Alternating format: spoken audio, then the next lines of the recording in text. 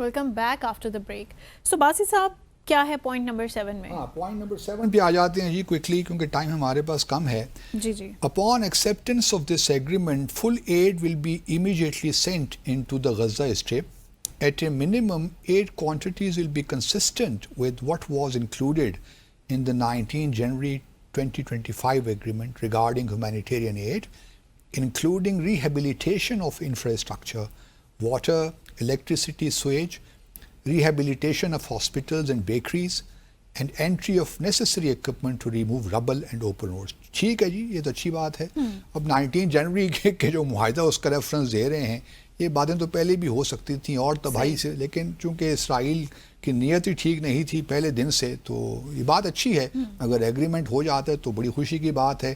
600 سے 700 tricks daily آتے رہے ہیں 7 اکتوبر سے پہلے حماس, تو ہم امید کرتے ہیں کہ 700 نہیں بلکہ اور زیادہ ہیومینیٹیرین اسسٹنس پہنچے گی, اور اس پہ کوئی پابندی نہیں ہونی چاہیے. Point number 8, entry of distribution and aid in the Gaza Strip will proceed without interference from the two parties through the United Nations and its agencies, and the Red Crescent, in addition to other institutions not associated in any manner with either party. Opening of the Rafah crossing in both directions will be subject to the same mechanism implemented under 19. اچھا, یہاں پہ یہ بتانے کی کوشش کر رہے ہیں کہ شاید مطلب without interference from the two parties, کہ پہلے حماس پرابلمس کریٹ کرتا رہا ہیومینیٹیرین اسسٹنس میں. اسرائیل پوائنٹس دیکھیں, غزہ از انڈر آکوپیشن, اور رفح کراسنگ میں بھی اگر پرابلمس تھے تو وہ اسرائیل کی وجہ سے تھے, کوئی حماس کی وجہ سے تو نہیں تھی. حماس تو چاہ رہے تھے کہ ہیومینیٹیرین اسسٹنس آئے, وہ تو اسرائیل کی جانب سے ہی پرابلمس کریٹ کیے جا رہے تھے. پوائنٹ نمبر 9 پہ آ جائیے. Gaza will be governed under the temporary transitional governance of a technocratic apolitical Palestinian committee responsible for delivering the day to day running of public services and municipalities for the people of Gaza, people in Gaza. This committee will be made up of qualified Palestinians and international experts.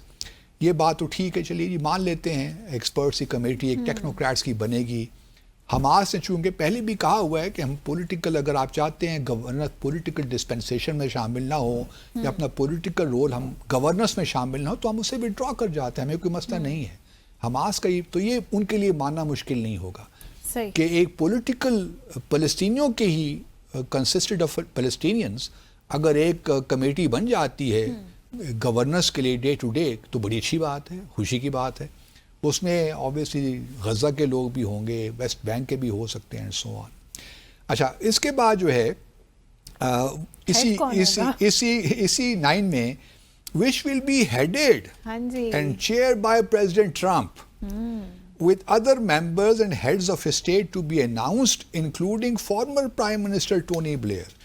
اب دیکھیے مطلب یہ ہے کہ کہاں ہم بات کر رہے ہیں آزادی کی, غزہ کی ایک الگ فلسطینی ریاست کی, اس میں ہم غزہ کو دوبارہ ایک کالونی بنا رہے ہیں, اور کجا کہ ہم غزہ کے لوگوں میں اتنی صلاحیت ہے کہ وہ یہ سارے کام کر سکیں, لیکن ایک بورڈ آف پیس کی ضرورت ہے جس کو چیئر پریزیڈنٹ ٹرمپ کریں گے. اور پریزیڈنٹ ٹرمپ کے نیچے کون ہوں گے, اور لوگ بھی ہو سکتے ہیں, لیکن ٹونی بلیئر ہوں گے. ٹونی بلیئر صاحب کا ریکارڈ دیکھیے ذرا, 2003 میں ویپنز آف میس ڈسٹرکشن کا پریزیڈنٹ بش کے ساتھ UN میں ڈرامہ کر کے عراق پہ حملہ کروایا. اب ان کی کیا ایکسیپٹنس ہے یہاں پہ غزہ میں یا فلسطین میں فار دیٹ میٹر. تو اس قسم کے اگر آپ لوگوں کو لے کر آئیں گے بورڈ آف پیس میں تو پھر اللہ ہی خیر کرے. اور پھر پریزیڈنٹ ٹرمپ کی اپنی کیا کریڈیبلٹی ہے, انہوں نے تو کھلی چھٹی دے رکھی ہے بن نتنیاہو کو فار دیٹ میٹر. جب سے وہ آئے ہیں کبھی انہوں نے اپنا انفلوئنس استعمال ہی نہیں کیا.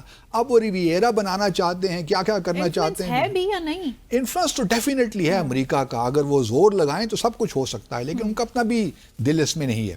اچھا, this body will set the framework and handle the funding of the redevelopment of Gaza as until such time as the Palestinian Authority has completed its reform program. اب مطلب یہ authority رہے گی جب تک کہ Palestine authority جو waste bank میں ہے وہ اپنے آپ کو ریفارم اپنی اصلاحات نہیں کرتی. کون سی اصلاحات چاہتے ہیں؟ وہی چاہتے, پریزیڈنٹ ٹرمپ نے بھی کہیں کہا ہوا ہے, اور 2020 کا ایک عرب لیگ کا بھی ایک ہے, کچھ چیزیں ہیں جو گردش میں ہیں, لیکن یہ پروسیس تو سالہ سال چلتا ہے اصلاحات کا. اب یہ کب تک چلتا رہے گا؟ یہ تو کوئی ٹائم باؤنڈ چیز ہو نا. آپ یہ کہیں کہ 1 سال کے اندر اندر جی یہ معاملہ ختم ہو جائے تو یہ جو اوور سائٹ یہ پیس بورڈ آف پیس ہے یہ ختم ہو جائے گا اور یہ فلسطینی ہی سب کام کریں گے. آپ نے اس کو اوپن ہینڈڈ چھوڑ دیا. اور اصلاحات اگر وہ بھی ہیں، آپ کا اصلاحات ابھی نہیں ہوئی، ابھی اس قابل کیپیسٹی نہیں ہے پی اے کی. تو اس قسم کے بہانے یہ تو مطلب بالکل ایک ایسا انٹینیبل ہے، سسٹینیبل ہے ہی نہیں. اچھا، this body will act on best international standards to create modern and efficient governance that serves the people of Gaza and is conducive attracting investment. چلیے یہ تو ایسی بات ہے جو کہ پتہ نہیں کب ہوتی ہے.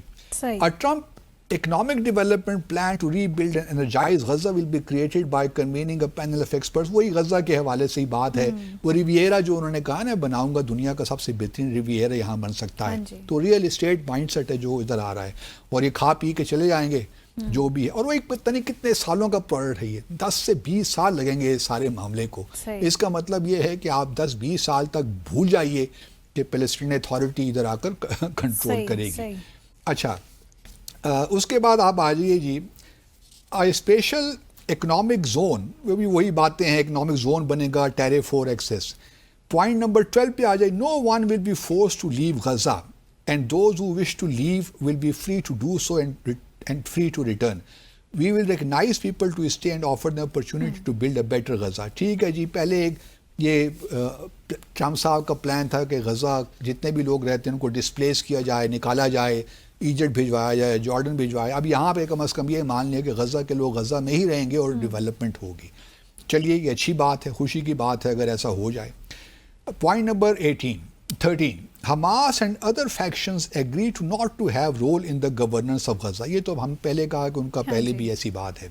Directly, indirectly or in any form, all military, terror and offensive structure including tunnels and weapon production facilities will be destroyed and not rebuilt. So یہ وہی بات ہے جو ہم پہلے ڈسکس کر چکے ہیں کہ بالکل مکمل طور پر اپنے آپ کو سرنڈر کر دے گا حماس. اس کے باوجود کہ اسرائیل کو کوئی کامیابی جنگ میں نہیں ہوئی. اگر کامیابی ہوئی ہوتی تو حماس تو یہ اس کی ضرورت ہی نہیں پڑتی نا. یہ الگ بات ہے کہ فلسطین میں جو نقصان ہوا ہے وہ شاید بہت زیادہ ہے.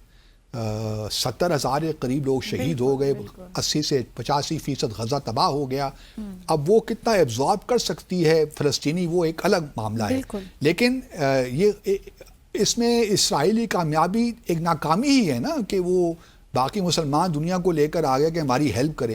تو یہ سارا معاملہ اسرائیل کو بچانے کے لیے، اس کی ناکامی کو اس کی کامیابی میں تبدیل کرنے کا بہانہ ہے. اور اس میں مسلمان دنیا کو استعمال کیا جا رہا ہے کہ مسلمان دنیا اب آ کر ہیلپ کریں کہ کس طرح اسرائیل کو شکست دے، اور وہ سمجھ نہیں پا رہے. بالکل. اچھا، آگے 13 اسی میں آگے آ جائیے. اسی میں there will be article point number 13. There will be a process of demilitarization of Gaza under the supervision of independent monitors, which will include placing weapons permanently beyond use through an agreed process of decommissioning and supported by an internationally funded buyback and reintegration program, all verified by the independent monitors. New Gaza will be fully committed to building a prosperous economy and the peaceful coexistence of their neighbors. مطلب یہ ہے کہ coexistence with their neighbors. مجھے ابھی تک یہ sentence سمجھ نہیں آیا کہ کس سے پیسفل coexistence. حماس نے کب چیلنج، حزب اللہ کا یہ مان سکتا ہوں، چلیے ایران کا انفلوئنس تھا. حماس تو اپنی جد و جہد پہ فوکس کر رہے تھے. ان کا تو وہ کردار ہی نہیں تھا کہ مسلمان دنیا کو یا عرب دنیا کو ان سے کوئی پرابلم ہوتا. یہ الگ بات ہے کہ اخوان المسلمون وغیرہ مسلم بردرہڈ میں ان کا انفلوئنس تھا، یا یوسف القرضاوی جو کہ بڑے مذہبی اسکالر تھے، انہوں نے بھی جو ہے فلسطینی کی اسٹرگل کو جائز قرار دے دیا تھا. تو اس کانٹیکس میں ممکن ہے کہ جو خلیجی ممالک ہیں اور ممالک خاص طور پہ ایجپٹ، ان کو پرابلم ہو، اور ہے حماس سے ہے ڈیفینیٹلی، اس لیے یہ سب اکٹھے ہو گئے نا. پرابلم یہ ہوا. تو چلیے یہ بھی ورکیبل مجھے تو نہیں لگتی. I do not know how this can work. اچھا، پوائنٹ نمبر 14 پہ آ جائیے. Guarantee will be provided by regional partners to ensure that Hamas and the factions comply with their obligations and that new Gaza poses no threat to its neighbors or its people.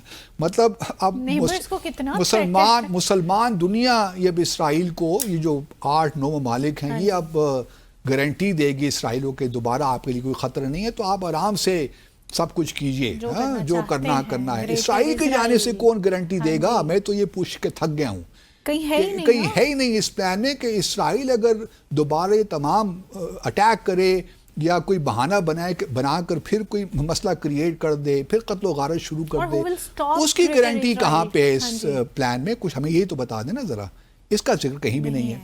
اچھا آگے چلیے point number 15. The United States will work with Arab international partners to develop a temporary international stabilization force to immediately deploy in Gaza. اب یہ international stabilisation force کیا امریکہ کے کہنے پہ ہوگی؟ مطلب اس کا کیا کوئی مینڈیٹ کس طرح ہوگا؟ کون ڈیسائیڈ کرے گا؟ ایک ملٹی لیٹرل سسٹم تو ہے نا یو این ہمارے ہاں، تو یہ اپنے طور پہ ڈیسائیڈ ہو جائے گا. کل کو کچھ اور کہیں اور واقعہ ہو جاتا ہے تو اسی قسم کی چیزیں ہوں گی. ہم کیا پریسیڈنٹ سیٹ کرنا چاہتے ہیں؟ مطلب اس میں آگے آتا ہوں اگلے سیگمنٹ میں. ایک کیا پریسیڈنٹ ہے کہ آپ یونی لیٹرلی جو آپ کا دل چاہے آپ کر لیں؟ امریکہ کوئی خان بہادر ہے کہ جب بس وہ بات اس نے کر لی تو ہم نے سب نے مان لی؟ اور بھی تو ممالک ہیں، چین ہے، رشیا ہے. بریک لے لیں، بریک لے لیتے ہیں. Let's take a short commercial break ہے.